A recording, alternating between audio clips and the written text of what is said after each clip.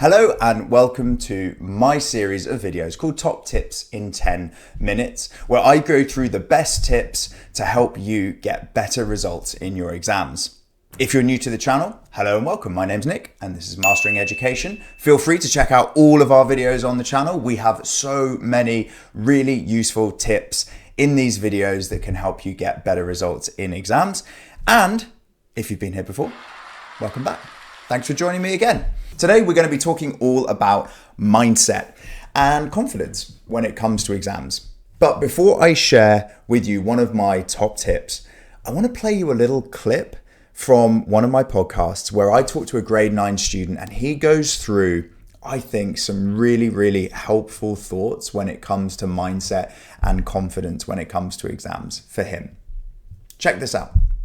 Yeah. Do you think mindset is a big factor? Yeah, 100%. And I mean this when I say I walked into every single one of my GCSE exams. And the first thing I did when I sat down at my table is said to myself, I'm going to get a 9 in this paper. Really? Literally said that to myself. And the reason I did that is because then I've opened the first page of the paper thinking I'm going to get a 9. Mm-hmm. And when you go in with that attitude, and it's not arrogance, don't confuse it for arrogance because it's not arrogance. It's giving yourself that confidence. You know, it's kind of that almost self-love a bit.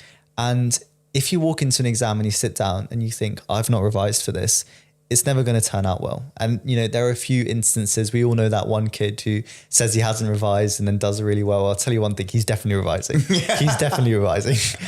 Just playing it cool. Yeah, he's definitely revising. And even if you're in a position where you're walking into an exam and let's say you've not done as much work, I really urge you to sit down and say, I'm going to do well in this test. Mm-hmm. I'm going to get a 7 or whatever you're aiming for. And say it in your head and even like whisper it to yourself because it makes such a big difference. And when you're in that exam hall, and I know everyone will agree with me, you're not thinking about your friends. You're not thinking about who's sitting next to you. You know, you're not thinking about what you had for tea last night. You're fully focused on that exam. So when you're in that state to then say to yourself, I'm going to nail this exam, it makes such a big difference because then suddenly you're in a positive mood and you're ready to tackle it. So mindset is super important. And there we have it. I'm going to leave a link to the full podcast in the description and put a link up on the screen that you can click on to be taken straight to the podcast. I really recommend you check it out. It's from a current grade 9 student and he shares a lot of really helpful insights that could help you get better results in your exams. But I mean, it's all well and good just saying, yeah, I want to be more confident in this subject or that subject. But how do you actually improve your confidence? How can you feel better about that subject? Well, the reason I really like this tip is because you don't need anyone else to help you with it. You don't need a teacher. You don't need me to sit there and go through it with you. It's something that you can do completely by yourself. So all you need is a pen and paper. I've typed it out just to make it super clear, and I'm going to go through it with you on the screen now. Okay, so on the screen, you can see right at the top, Nick's confidence scores September year 11.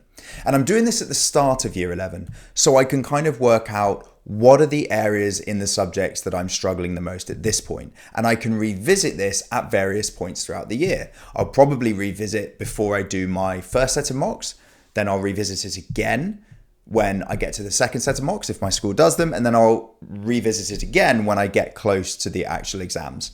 And every time my scores technically should improve. My confidence rating should go up on those topics because I've had more time in class working through them and I've also revised them a little bit more too. So you can see I've got this scale of 1 to 5. 1 being I don't feel confident with this topic at all. In fact, I feel that I've never even looked at it before. I don't get it and I'm really worried about it. All the way to number 5, which is, yeah, I love this topic. I feel really good with it. I understood everything that we went through in class. And if I was to sit the exam tomorrow on that topic, if it's a score 5, yeah, I would nail it. I would absolutely smash it. So you can see I'm using English literature paper, both papers actually, paper 1 and paper 2 on this. It's from the AQA exam board, but you can use it for any subject. You just need to break it down into topics that are within those particular papers on that subject. So for this English literature, first of all, paper 1. And I'm probably just going to go through paper 1, but you can see down at the bottom, I've also done the exercise for paper 2 and the 3 components, the 3 sections in that one. So paper 1, section A, for me is Macbeth. And I've broken it into 3 parts. There are sort of 3 parts to getting really confident with answering a question on Macbeth. Number 1, which I've called AO1, which is one of the assessment objectives. You've got to be able to show your understanding of the text and the way you use quotes and the quotes that you've actually learnt as well. And you can see on the right-hand side, I've scored it a 4, which I'm pretty happy about. It means that when we went through it in class, I understood everything and I've managed to learn some quotes as well. So if I did the exam tomorrow, I think I would do a pretty good job at showing my understanding and using my quotes effectively. The second one, my ability to write an essay, really comes down to how confident am I feeling in my ability to show my understanding and my ability to analyze the quotes. And for that reason, I've put it down as AO2, Assessment Objective 2, which is all really about actually analyzing language, structure, and form techniques within your quotes and talking about the effect on the reader. And hey, I scored a 4 again. So feeling pretty good with that. I'm confident when it comes to my quotes that I've learned from Macbeth, and I'm confident with what I would say about each one and how I would analyze it. Context, AO3, Assessment Objective 3 on this one. I did not score as well. I only got a 2, which immediately tells me, okay, something I need to prioritize when it comes to Macbeth is definitely my understanding of the context in it. Moving on to section B, A Christmas Carol. Looking at my scores here, I'm definitely not feeling as confident with this. Maybe I didn't understand it as much. Maybe the teacher wasn't as clear in certain aspects of this text. But for my understanding of the text and my knowledge of quotes, I only scored a 2. That immediately tells me that if I'm going to be working out, do I need to spend a couple of hours on Macbeth or a couple of hours on A Christmas Carol? I'm definitely going to choose A Christmas Carol because I want my confidence score to go up. My ability to write an essay is shocking here. That is a score of 1, which means when it comes to writing an essay on A Christmas Carol, I kind of don't even know where to start. And that's probably in relation to my understanding of the text overall. If I don't really understand the text when it comes to writing an essay about it, I am not going to be confident at all. But my context scored really highly. I got a score of 4, which means, you know, when we went through all of the contextual elements of A Christmas Carol, like Victorian England and, you know, things like that, I felt really, really confident. So I'm scoring that a 4, actually way better than my context for Macbeth. So that actually tells me that I probably need to focus on my context for Macbeth, because I scored a 2, my understanding of A Christmas Carol and learning some quotes, again, because I scored a 2, and I really need to do some practice essays on A Christmas Carol because I only scored a 1. Now I know how to actually split my time when it comes to revising. There's no point revising stuff that you already feel confident in. So I'll tell you a story that happened to me this week with a student. I was talking to him about his year 10 mocks, and we were talking about all the subjects and how he felt about his results. And he said, I was most happy with maths and science because I scored a really high grade. And I said to him, why do you think that was?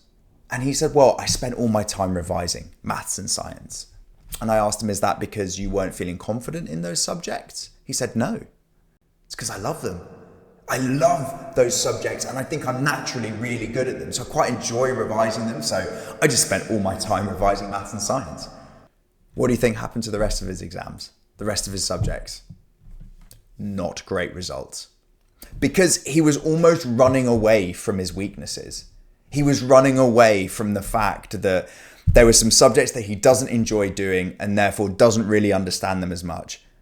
And so he didn't want to revise them. Because who wants to focus on their weaknesses? We all want to do what we're strong at, what we feel good about.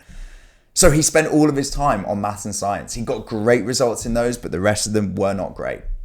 So one of the important things about this exercise is, number 1, honesty. You've got to be honest with yourself. There is no point saying, oh yeah, I'm pretty confident in that, when deep down you sort of know, I hate it and I really don't want to revise it. You have to do this objectively to work out, what do I need to really, really work on? What do I need to prioritize?